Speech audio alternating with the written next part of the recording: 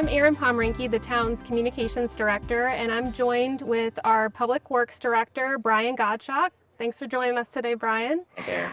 We're at the Kestrel Court Recycling Center, and we're going to talk about residential solid waste services. So, Brian, why don't we start with what are some of the services provided for property owners? Yeah, so the town offers 3 different types of service for the residential solid waste. We offer a curbside service, a 1-time-a-week backdoor service, and also a 2-time-a-week backdoor service. So Brian, the town has a new solid waste contract. Can you talk a little bit about that? It started back in May of this year. Absolutely. We use Trident as our solid waste provider for the island right now. They do all of the residential solid waste and recycle collection.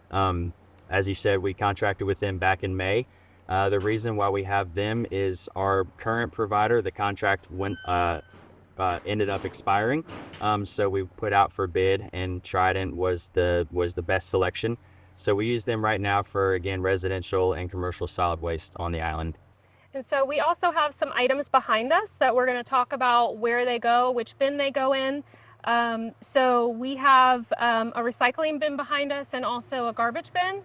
So some of the items that we have is pizza box. So if a pizza box has no grease in it, then it would go in the recycling. But if it has grease in it like this one, then we know that it would go in the garbage bin. So we'll open that.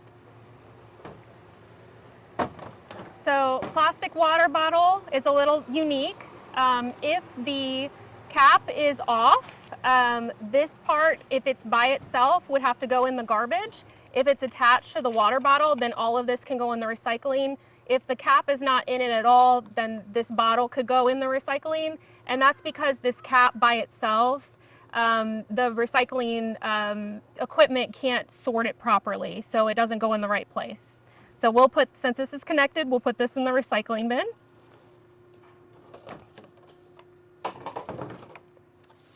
And then I also wanted to mention, if you put your items for recycling in a bag like this, it is no longer recyclable, and that's considered cross-contamination. So these plastic bags should always go in the garbage bin, and all your items should be loose in the cart that you recycle.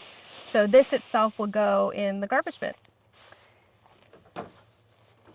And then egg cartons is another one. So this one is styrofoam. So this one would go in the garbage, but if it's plastic, that can go in the recycling bin. So. And then we're gonna switch a little bit to some of our other collections. So we have household hazardous waste. That's right. Can you talk a little bit about that and where that's provided and how often it's provided to the community? Yeah, absolutely. So the town uses our contractor Trident to provide a household hazardous waste service. We have this service quarterly every year, and it's located at right at Town Hall. So we have a drop-off location at Town Hall where you can bring your household hazardous waste items. Some of those items include your paint cans, chemicals for your lawn or your house, light bulbs, batteries, electronics. All of those items are considered hazardous waste. There is a comprehensive list of those items that can be found on the town's website as well. And so some of those items, so like a laptop would be considered household hazardous waste, and same with paint can that has paint in it. So we also offer composting. So we have compost bins. Can you talk a little bit about the compost program? And this is an item that would go in that compost bin. Yeah, absolutely. So just recently, the town implemented a composting program that's had a lot of really great success so far. We have composting bins available here at Kestrel Court. We have one available at Town Hall as well. Prior to starting the composting, the user will need to go online and do a little bit of an education session about composting properly, at which point they will get a code that they can use to unlock the composting bin and throw away any compost materials. And then just keeping in mind, only organic food scraps are allowed to go into that composting bin.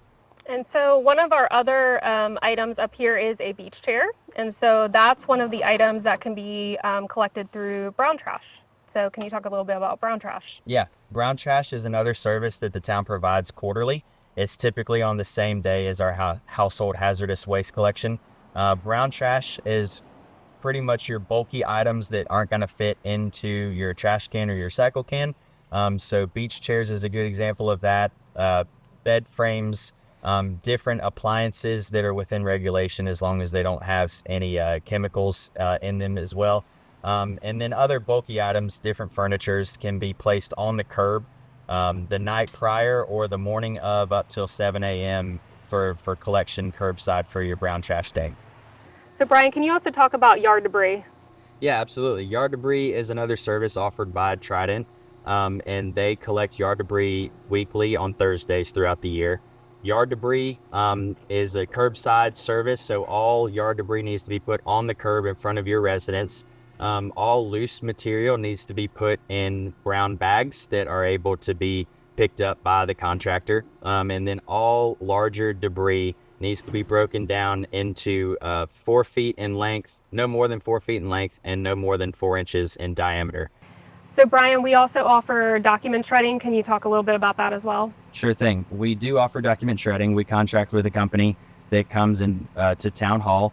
Typically on the same day we do household hazardous waste and brown trash. There will be a truck stationed at town hall where residents can come and drop off any sensitive documents that they would like to be shredded. And since we're at the Kestrel Court Recycling Center, we're now going to show you how to use some of the equipment here. Here at Kestrel Court, we've got some different equipment that's all material specific. And this is a place where people on the island can come and throw away any extra trash and recyclables that they have. This first piece of equipment, this is a compactor unit that will receive any household trash. Next to that, we've got another compactor unit that is specific for cardboard. And then on the end over here, we have a roll-off dumpster unit that is able to receive recyclable material. All of these units, again, are item specific, so please be conscious of what you're putting into each one of these units. And please be sure that nothing is left on the ground. Everything must go into one of these units. If any time these units are full or inoperable, you're welcome to visit another site. We have recyclable and trash waste collection at Town Hall behind the garage, or we also have 2 units over at 23 Beachwalker Drive, which is the Kika administration facility. To use these compactors is very simple. Simply come over here to the side door, open up the side door, put your trash in there, and then you close it and you're done. These have automatic cycling sensors on them, so once you close the door, after a minute or so, it'll automatically cycle itself. And this works exactly the same as the cardboard compactor as well. And behind this compactor unit, we have our compost bin. This is the bin at Kestrel Court where you can throw away all of your compostable materials. Be sure to go to the town's website to take the quick educational session and get the code so that you can unlock this and throw away your compostable materials. Thank you, Brian, for showing us how to use some of the equipment over at Kestrel Court. This concludes our episode of TOKI Talk. We hope you tune in next time. This concludes another episode of TOKI Talk. As always, we encourage you to sign up for the town's weekly e-blast. Follow us on social media and participate in or watch our town meetings online. We look forward to seeing you at upcoming town events. Thank you for watching and stay tuned for more podcasts to come.